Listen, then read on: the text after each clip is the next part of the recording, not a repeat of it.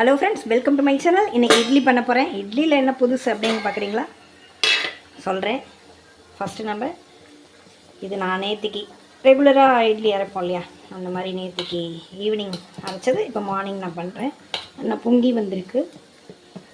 நம்ம இதை இட்லியாக கன்வெர்ட் பண்ணலாம்.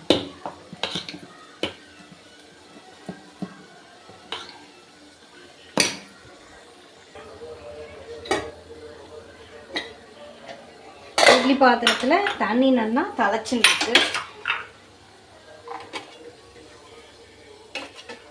நான் சும்மா பழையில் இருக்கேன்னு போட்டுருக்கேன். இல்லைனா நீங்கள் ரெகுலராக இட்லி பண்ணுற மாதிரியே பண்ணிக்கலாம்.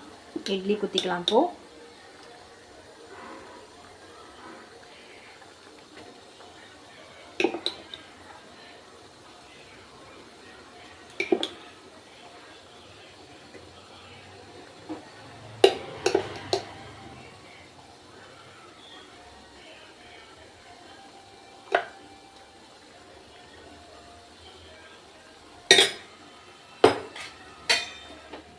கம்ப்ளீட்டாக சிம் பண்ணிவிட்டு 10 மினிட்ஸ் வேகட்டும்.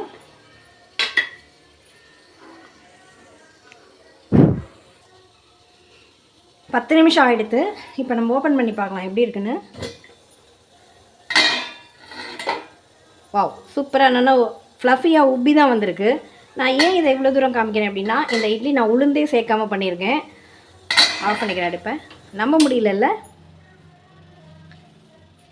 நான் அதை லைட்டாக அது எப்படி பண்ணேங்கிறத காமிக்கிறேன். நார்மலாக நம்ம இட்லி பண்ணுறோம் இல்லையா, அதே மாதிரி தான், அதே டைம் தான், அதே டைம்லேயே நீங்கள் ஊற வச்சுக்கோங்க.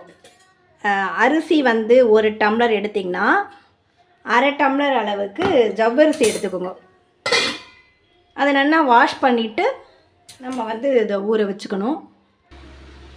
நார்மலாக நம்ம இட்லி எப்படி பண்ணுவோமோ அதே டைம் தான், அதே டைம் ஊற வச்சு ஜவ்வரிசியை தனியாக ஊற வச்சுக்கோங்க, இட்லி அரிசியை தனியாக ஊற வச்சுக்கோங்க. அப்புறம் 1 டம்ளர் புழுங்கல் அரிசிக்கு 1/2 டம்ளர் அளவுக்கு ஜவ்வரிசி போட்டுக்கோங்க. 1 ஸ்பூன் வெந்தயம் போட்டுக்கோங்க. அவ்வளோதான். ரெகுலராக நீங்கள் இட்லிக்கு எவ்வளோ நாள் ஊற வைப்பீங்களோ அதே மாதிரி ஊற வச்சு அரைச்சி புளிக்க வச்சு இட்லியாக ஊற்றிக்க வேண்டியதான். உளுந்தே சேர்க்காமல் இட்லி ட்ரை பண்ணலாம் அப்படின்னு நான் ட்ரை பண்ணி இந்த ஆன் பண்ணுறதும் ஒரு ஃபஸ்ட் டைம் தான். எப்படி இருக்குன்னு பார்க்கலான்னு நான் பண்ணியிருக்கேன். சூப்பராகவே இருக்குது. உங்களுக்கு பார்த்தாலே தெரியும். என்ன ஒன்றுனா, உங்களுக்கு அந்த உளுந்து வாசனை இதில் இருக்காது, அவ்வளோதான். மற்றபடி ஜவ்வரிசியும் நமக்கு உடம்புக்கு நல்லது தான். பாரம்பரியமாக நம்ம பாயசம் இதெல்லாம் பண்ணி சாப்பிட்டுன்னு வரோம். அதை நம்ம பாலில் ஜவ்வரிசியை கொதிக்க வச்சு கொடுக்கும்போது குழந்தைகளுக்கு அந்த ஜீரணம் ஆகாமல் இருக்கும் இல்லையா, அந்த ப்ராப்ளம் சரியாகும். இதில் நிறைய கார்போஹைட்ரேட், விட்டமின் சி இதெல்லாம் இருக்குது. இதுவும் நன்மை தரக்கூடியது தான். நம்ம அதுவே செட் ஆகிட்டோம் அப்படிங்கிறதுனால நமக்கு இது சாப்பிடும்போது ஒரு மாதிரியாக இருக்கும். மற்றபடி ஓகே தான். அதே மாதிரி ஃப்ளஃபியாகவும் வருது, நல்ல சாஃப்டாக இருக்குது. இன்னும் சொல்லணுன்னா அவங்களுக்கு அதை விடவே இது ரொம்ப சாஃப்டாக இருக்க மாதிரி எனக்கு தெரியுது. இன்னும் நான் சாப்பிட்டு பார்க்கல, அதை விடவே சாஃப்டாக வந்திருக்கு பார்க்குறதுக்கு. சப்போஸ் நமக்கு சட்டுன்னு உளுந்து தீர்ந்து போச்சு, இட்லி பண்ணணும் அப்படிங்கிற பட்சத்தில் நம்ம சட்டுன்னு இதை பண்ணிக்கலாம். கண்டிப்பாக இது மாதிரி ட்ரை பண்ணி பாருங்கள். உடம்புக்கும் கெடுதல் எதுவும் கிடையாது. இதே மாதிரி கண்டிப்பாக ட்ரை பண்ணுங்க. இதில் டவுட் அப்படிங்கிறதுக்கு எதுவுமே இல்லை. 1 மடங்கு இட்லி அரிசிக்கு நீங்கள் ரெகுலராக எந்த இட்லி அரிசி யூஸ் பண்ணுறீங்களோ அதே தான். ஆஃப் அளவுக்கு மெஷர்மெண்ட் பண்ணிக்கோங்க. ஜவ்வரிசிக்கு எந்த ஜவ்வரிசியாக இருந்தாலும் ஓகே. அந்த நைலான் ஜவ்வரிசின்னு இருக்கும், குண்டு குண்டாக இருக்கும், அந்த ஜவ்வரிசி எதுவாக இருந்தாலும் ஓகே தான். அந்த ஜவ்வரிசி 1 ஸ்பூன் அளவுக்கு வெந்தயம், ஜவ்வரிசியும் வெந்தயம் ஒன்றா ஊற போட்டுருங்க.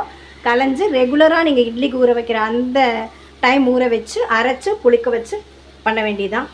சூப்பராக இருக்கும். டேஸ்ட் பண்ணியும் பாருங்கள். நான் சாப்பிட்டு பார்த்துட்டேன். எனக்கு எந்த சேஞ்சுமே தெரியல. அதே இட்லி மாதிரி தான் இருக்குது டேஸ்ட்டு.